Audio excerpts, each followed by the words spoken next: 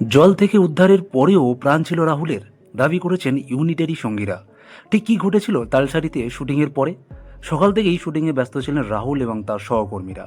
তারপর বিকেলের দিকে শুটিং শেষ হয়, আর তারপরেই ঘটে সেই মর্মান্তিক ঘটনা। রবিবার বিকেলে শুটিং শেষে সবাই যখন প্যাকআপের প্রস্তুতিতে ব্যস্ত, ঠিক সেই সময় ঘটে গেল এমন এক ঘটনা যা মুহূর্তের মধ্যে স্তব্ধ করে দিল পুরো ইউনিটকে। টলিপাড়ার পরিচিত মুখ অভিনেতা রাহুল অরুণোদয় ব্যানার্জি হঠাৎই সমুদ্রের জলে তলিয়ে গেলেন। পশ্চিমবঙ্গের উড়িষ্যা সীমান্তের তালসারি বিচের শুটিং করতে গিয়ে ঘটে গেল এই মর্মান্তিক দুর্ঘটনা। প্রশ্ন একটাই, ঠিক কী ঘটেছিল সেই বিকেলে? জানা গেছে সকাল থেকেই ভোলে বাবা পারকারেগা ধারাবাহিকের শুটিং চলছিল তালসারি বিচে। বিকেলের দিকে শুটিং শেষ হওয়ার পর ইউনিটের সবাই যখন ধীরে ধীরে সৈকত ছাড়ছিলেন, তখনই একা জলে নামেন রাহুল।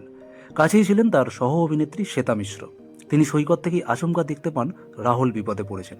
সঙ্গে সঙ্গে তিনি চিৎকার করে সবাইকে জানান, রাহুলদা ডুবে যাচ্ছে, রাহুলদা ডুবে যাচ্ছে।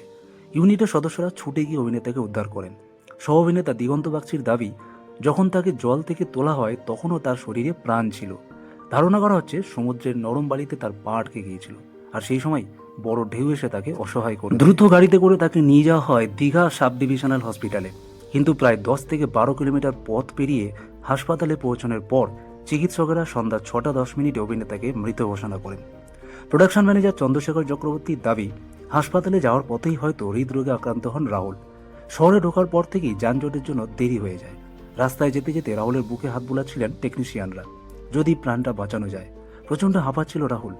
তিনি জানান, হাসপাতালে যাওয়ার পথেই সম্ভবত হৃদরোগে আক্রান্ত হন রাহুল। ওই 20-22 মিনিটের মধ্যেই মারা যান তিনি। সেই কয়েক মিনিটে প্রাণ বাঁচানোর চেষ্টা করেছিলেন ইউনিটেরই সদস্য। পুলিশ ও প্রশাসন ঘটনাটির তদন্ত করছেন।